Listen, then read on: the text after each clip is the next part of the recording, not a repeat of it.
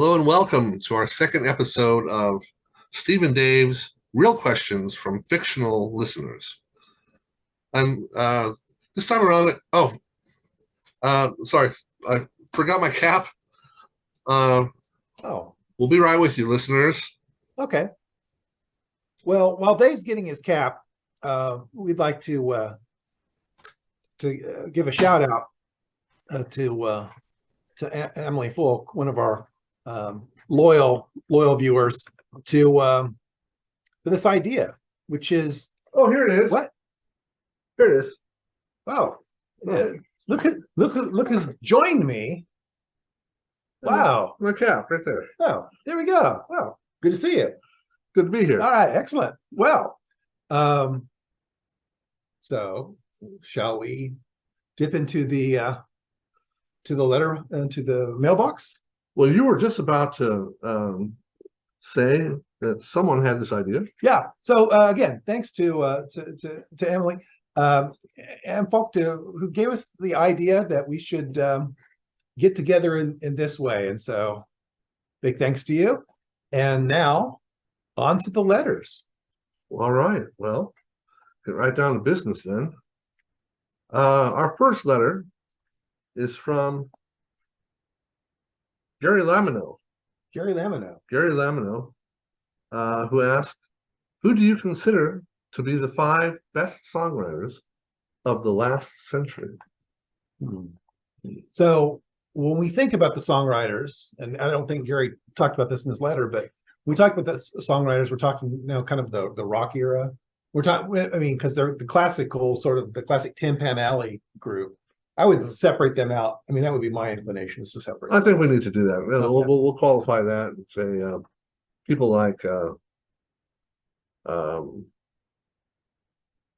Hammerstein, the Gershwins, Gershwin brothers. Okay. And so Yeah, Rogers and Hart, all that. Yeah, Sherman brothers. Sherman brothers.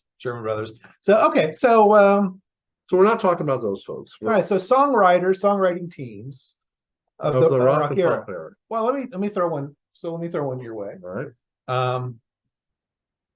What about the Glimmer Twins? What about Jagger and Richards? I mean, it's my sense. I mean, there's test of time, right? I mean, that's kind of hard to argue. It's really hard to argue Yeah. against that. I think they have to be considered to be part of the top 5. I mean, not only have they just churned out one hit after the other, but they've been doing it for the better part of 60 years now. Yeah, I think that's. I mean, there's something about the longevity and the creative, keeping the creative fires burning and all that. I mean, it's extremely unusual. All right. This brings us to a second point. We would consider that one nominee, right? Oh, we would. It's a songwriting team. Yeah, we would. Yeah. But we'll treat that as fair enough. An entry in our list. Yeah, I think it's fair. Okay. And since we're doing that, and since we're talking about the Rolling Stones, I think it's fairly obvious to go to the rivals, Lennon and McCartney. Well, hard to argue. I mean, yeah, right. It's the it's as we've learned more about the Lennon-McCartney partnership over the years, we've learned, I think, that so in the latter years of the Beatles, they worked principally on their own. They would obviously collaborate within the studio. In their formative years, of course, they would get together in the living room or whatever, bus station, and whatever, and work together. But yeah, Lennon and McCartney, I think that's right, and test of time kind of deal. Once again. Well, but when you take a look at Get Back, you get a sense of how much of the songwriting actually takes place as a process in the studio.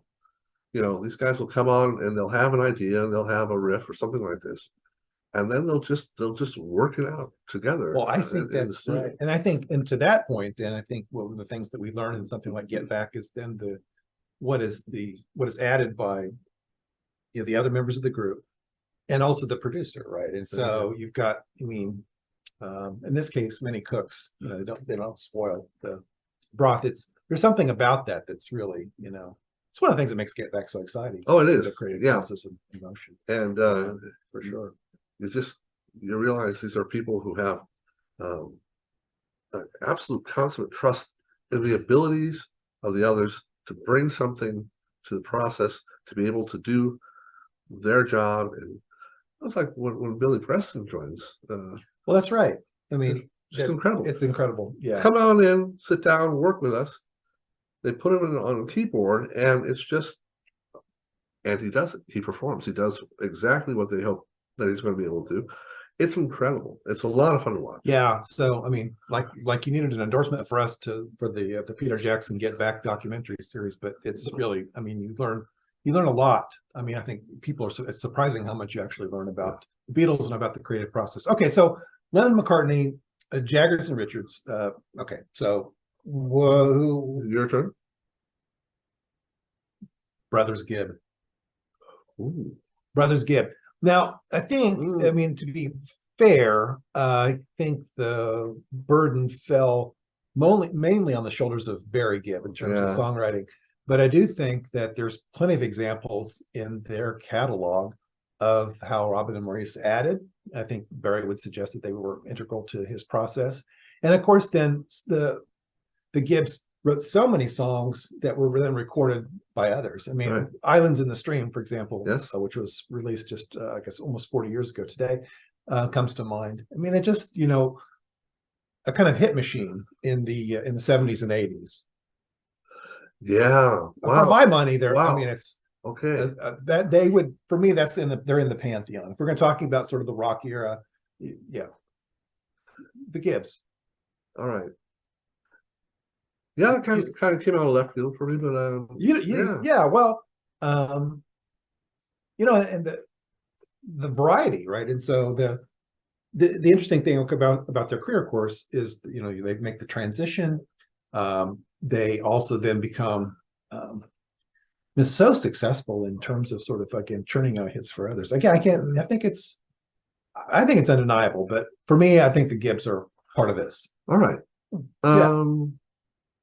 Yeah, what? So another nominee. Well, the first actual one-man show, Paul Simon. Not only what he was doing for Simon and Garfunkel, but in his own just long and illustrious solo career. You know, they're well, again, I think it's hard to argue. You know, and Simon also then in his early years, other groups would record his music, including groups like the Circle, Red Rubber Ball, and all that. But yeah, I think, and then again with Simon, right, you can see the not only his creative peak, which would be, you know, the 70s, but how he then took music from other cultures and in a very kind of inventive way, I think. I mean, he did catch some. Yeah, he was always open for those influences. We're talking reggae or South African. That's interesting. Yeah. I think he's a little undervalued. But I think that's right. I mean, Paul Simon, sure, absolutely. Let's see. Well, I think I'm gonna go Bernie Taupin and Elton John for me.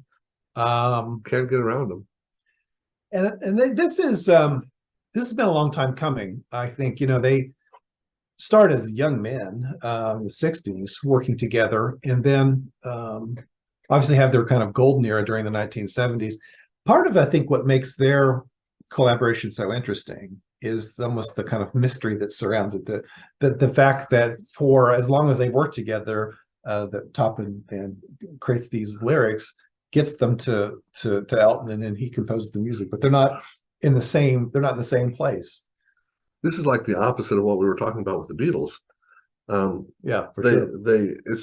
It's completely compartmentalized. Taupin is the lyricist. John is the arranger and writer of the music, and never the twain shall meet in terms of what their tasks are in putting a song together. It's almost, well, it's really odd, and it's almost unsettling if you think about that process and how it's worked. I mean, and it's basically unchanged for a half century too, in terms of this partnership and how they work together. It's not the only partnership that works that way. I mean, I think we saw a lot of that sort of thing in the Brill building. Well, I think that's right. Yeah.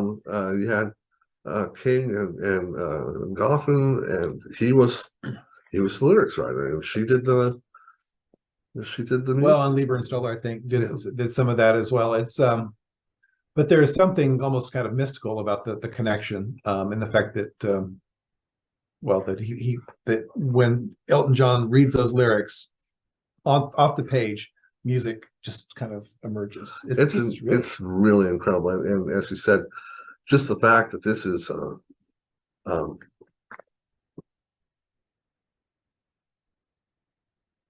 it's a partnership that was almost random. I mean, the fact that they came together. That's right. That's absolutely right. It's and then stayed together throughout their entire career. That's amazing.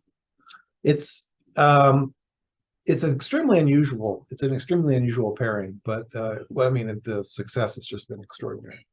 So okay, right, so we have 5. Yeah. What we don't have a Stevie Wonder in there. Can one ignore that? We don't have a Pete Townsend, which I consider problematic. To not have him on the list. There's still some explaining to do about Tommy. So, but right. So Townsend, right? Stevie Wonder. Boy, that's there's some gaps. I mean, we haven't mentioned Brian Wilson, for example. Well, yes. But I'm pretty comfortable. You're not happy with the Gibbs brothers in this position, are you? No, I think it's actually it surprised me because I hadn't thought of it, but I think it's really justified. Well, I think it's a pretty good question. And that for us, I mean, we're doing the best we can with our answers. But yeah, there we go. I think we stand by it. All right, here we go. Sure. The next letter, please. Oh, Donald Winters. Ah. Yes. Yeah, okay. Imagine you're riding in the car with your parents. Oh. When a song comes on the radio. What's the last song you want to hear in that context? I just gotta chill. Well, a couple of them come immediately to mind. And actually this happened to me many decades ago. Love to Love You, Baby. From Donna Summer. Same song, same situation. It actually happened. It's like, oh God. That's right. Please. I reached over and shut the radio off, as I recall. I was in the front seat riding shotgun as my mom was driving me to school. Let's just talk, Mom. Shut the radio off. We loved the song. Yeah. Didn't love listening to it with our parents. It's kind of hard to imagine. There was a time when Donna Summer's "Love to Love You" was like, on pop radio. Yes, that's I mean, mind blowing. Really, there you go. Well, there've got to be more songs than that, though. Well, all right. There's one song that's not embarrassing because the parents don't get it. Oh, that's the Sheep Op by Cyndi Lauper. Well, that's kind of that's sort of it's code. It's code. It's code. I've got another one. My Ding-a-Ling. Yeah, well, my dad loved that song. Well, and what's not to love? Right. Well, that's good. So if your folks are in on the joke, it's a little less uncomfortable. He would sing along loudly. Oh, that's uncomfortable. Whoa, yeah, that's uncomfortable. But my Ding-a-Ling comes to mind. But okay, there gotta be more. All right. Well, Suzanne Hoffs of the Bangles. Thank you. Yes, Susanna Hoffs of the Bangles. We'll try to keep it to that one senior moment. That's right. Not promising anything, but okay. So what? She talks about that. She said for her, it was very embarrassing to hear bad companies want to make love. Feel like making love. Feel like making love. Yes. Okay.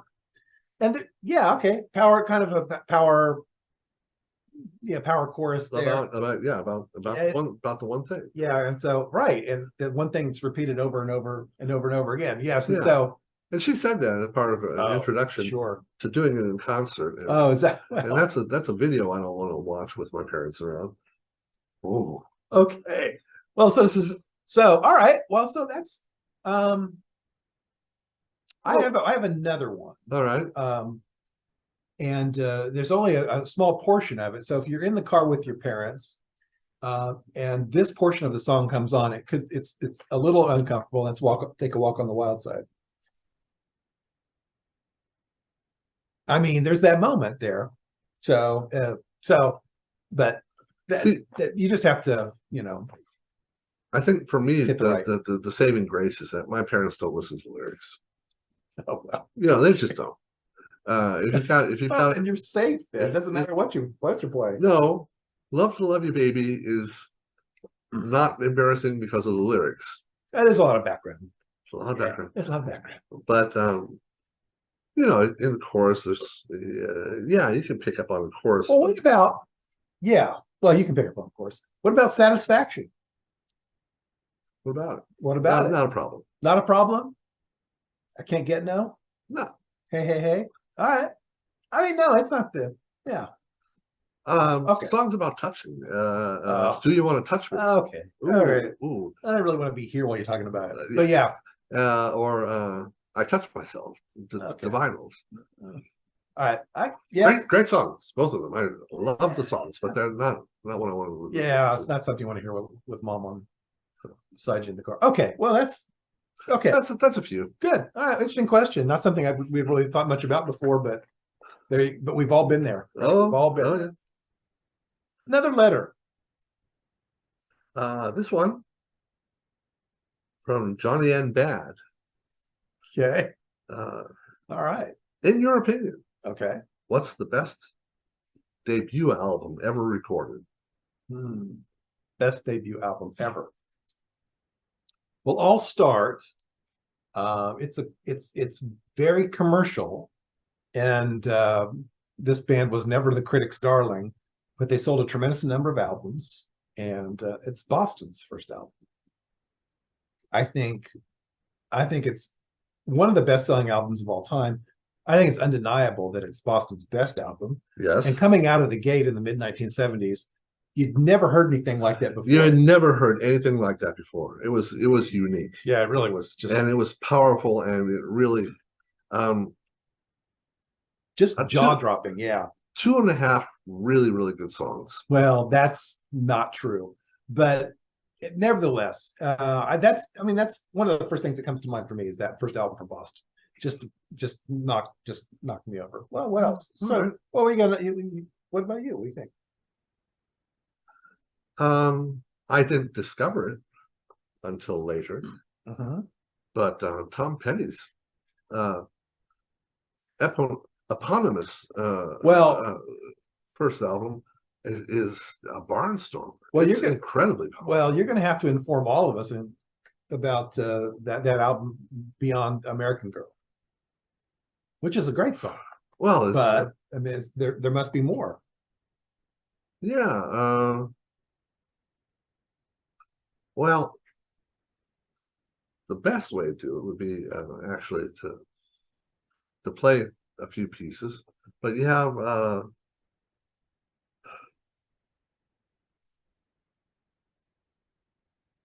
Rocking Around With You. You have the Wild One. Yeah. Okay. Oh, fantastic. It's all right. Very strong.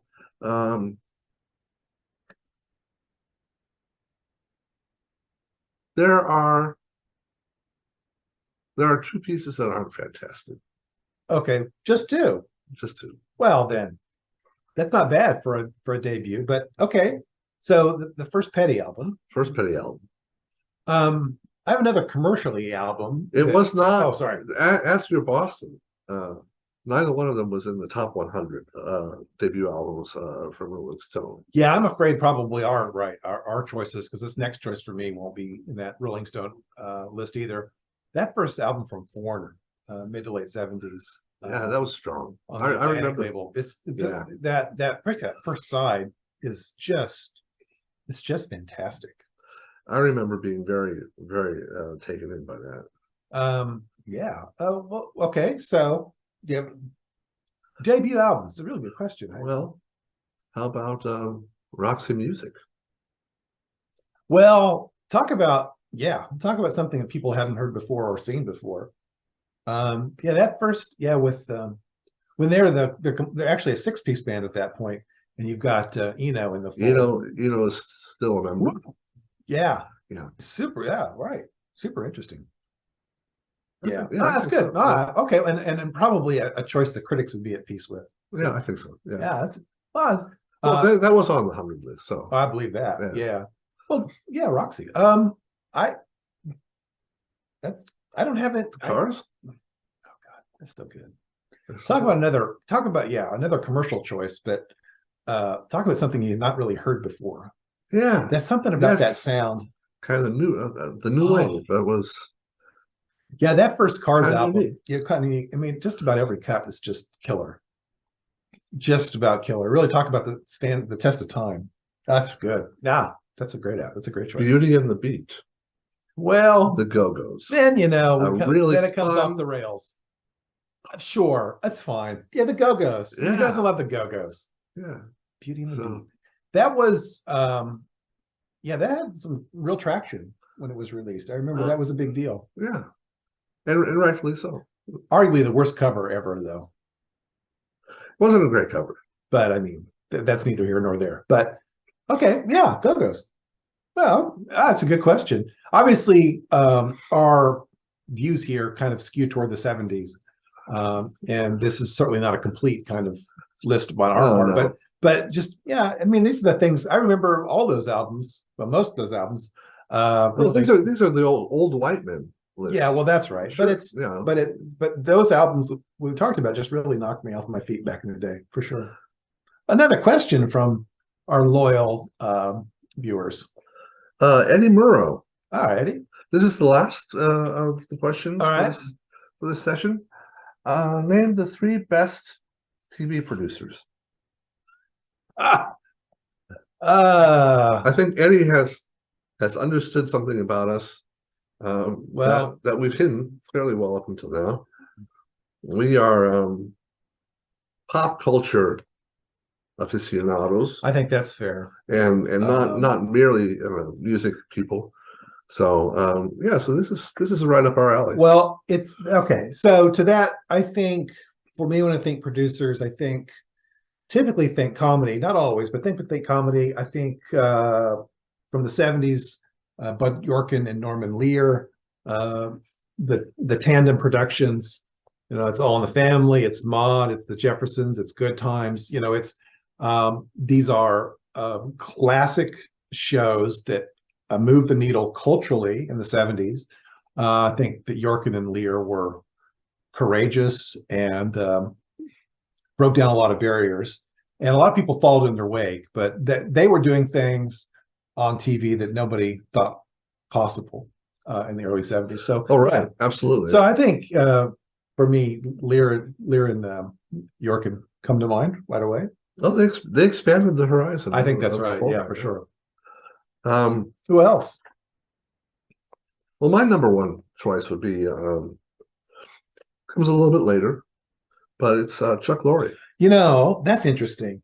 So Chuck Lorre. So what gives Chuck Lorre this? Chuck Lorre.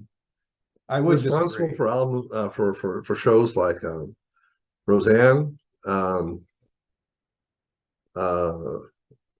Did you ever watch Dharma and Greg? I mean, I'm familiar with it, but yeah, a wonderful little show. Grace Under Pressure. The Big Bang Theory. Some of you have heard of that. Yeah, right. 2.5 Men. 2.5 Men.